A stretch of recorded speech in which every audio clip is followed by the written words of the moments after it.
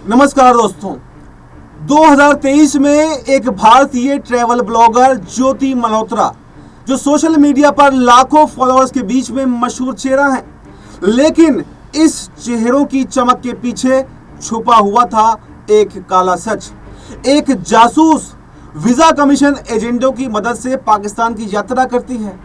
कहने को तो ट्रैवल ब्लॉगिंग थी, लेकिन असल में ये था भारत के खिलाफ एक मिशन, और एक ऐसा मिशन जो दुश्मन देश पाकिस्तान को हमारे अंदर की जानकारियां दे रहा था।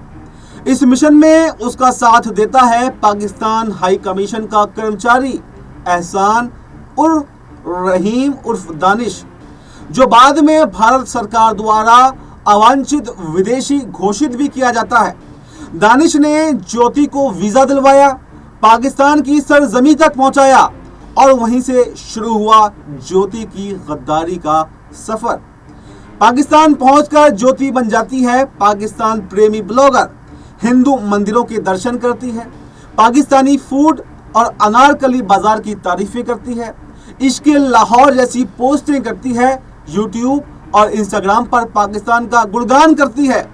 लेकिन ये सब दिखावा था, क्योंकि असली एजेंडा था भारत की सेना, उसकी गतिविधियां और गोपनीय जानकारियों को पाकिस्तान तक पहुंचाना। ज्योति ने पाकिस्तानी आईएसआई एजेंटों अली एहसान और शारिक उर्फ राणा शहबाज से मिलकर एक नेटवर्क भी खड़ा किया। भारत में रहकर व्हाट्सएप, टेलीग्राम और स्नैपचैट जैसे प्लेटफॉर्मों से दुश्मनों को खुफिया जानकारी भेजी जाती थी।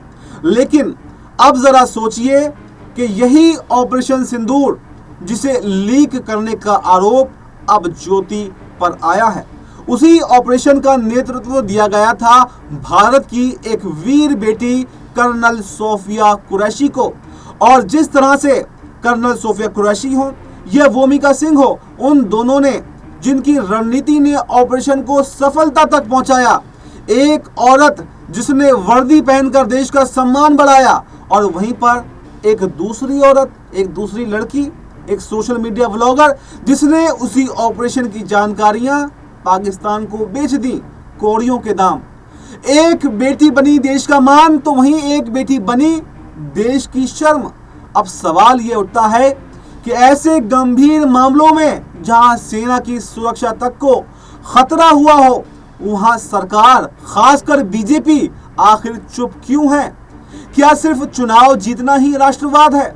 क्या वंदे मातरम के नारे लगाना, वंदे मातरम चिल्लाना यही देशभक्ति है?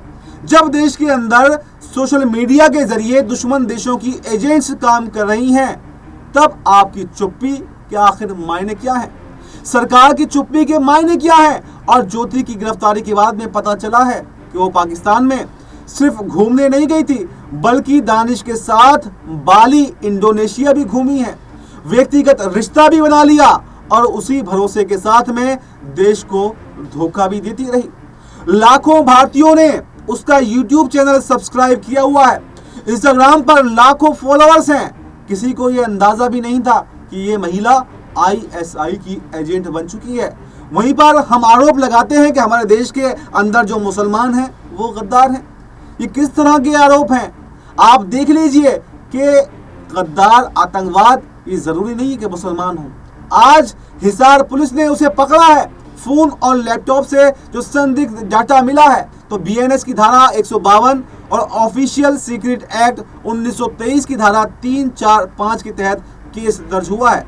कबूलनामा भी सामने आ गया और 5 दिन की रिमांड पर भी भेज दिया गया है। पूछताछ जारी है। जांच एजेंसियों के मुताबिक ये सिर्फ एक अकेली घटना नहीं है। सोशल मीडिया इन्फ्लुएंसर का जाल, पाकिस्तानी खुफिया एजेंसियों की पहुंच और भारतीय सुरक्षा तंत्र में सेंध, ये सब एक गहरी साजिश का हिस्सा बन चुके हैं। जिन लोगों ने भी ज्योति को फॉलो किया, उसके पाकिस्तानी वीडियो पसंद किए, वो ये जान लें कि ये मनोरंजन नहीं था, ये था मानवता और मातृभूमि के साथ में छला गया एक छल। और अब समय है कि सरकार को भी इस पर जवाब देना चाहिए कि आखिर आईएसआई एजेंट भारत में कैसे काम कर रहे हैं। सोशल मीडिया पर कौन कौन से लोग पाकिस्तानी एजेंट से जुड़े हुए हैं, और सबसे बड़ा सवाल तो यह है कि क्या आने वाले समय में कोई दूसरी ज्योति हमारे सिस्टम को एक बार फिर से छलने वाली है?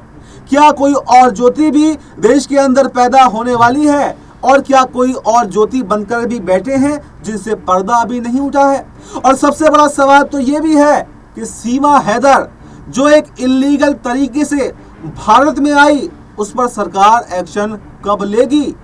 इसके अलावा देश की बेटियों को चुनना होगा कि वो कर्नल सोफिया कुरैशी बने या फिर ज्योति मल्होत्रा बने। देश को यह भी चुनना होगा कि वो सोशल मीडिया की चमक में गुमराह हो या फिर उसकी आड़ में पल रही साजिशों को भी पहचान सके।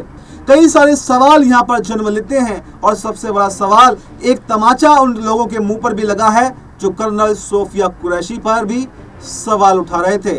और किस लिए? सिर्फ उनकी जात देखकर, उनका धर्म देखकर। उनके लिए एक तमाचा है ये, जो धर्म और जात के आधार पर फैसले करते हैं कि ये तो आतंकवाद है, ये गद्दार है, ये है, ये वो है। ये एक तमाचा है उन सब के मुंह पर।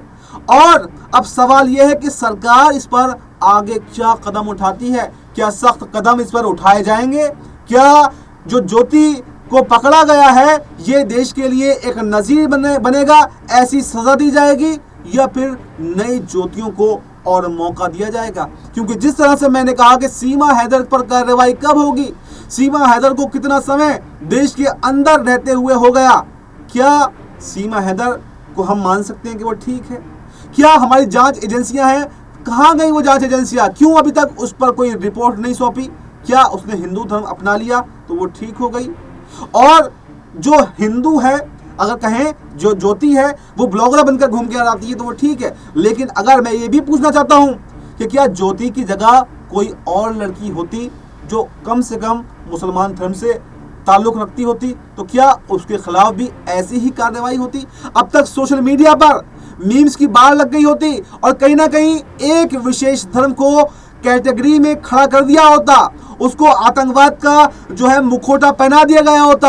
लेकिन जब ज्योति नाम की लड़की पकड़ी जाती है तो सब चुप है, और सबसे ज्यादा चुप्पी सरकार की चुप्पी पर सवाल उठते हैं कि क्या कहीं ऐसा तो नहीं कि एक को पकड़कर दूसरे अगले को मौका दिया जाता है।